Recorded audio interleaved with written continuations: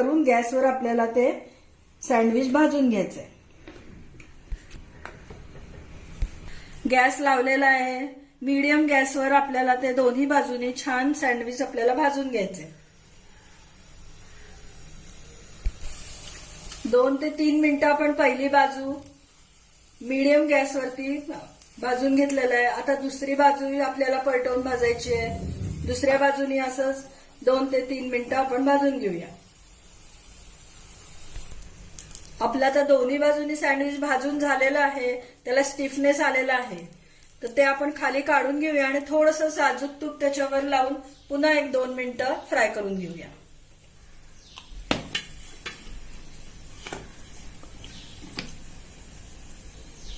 Wow, मस्त। थोडंसं साजूक तूप लावूया, त्याचा एक स्वाद वेगळा छान वाटेल।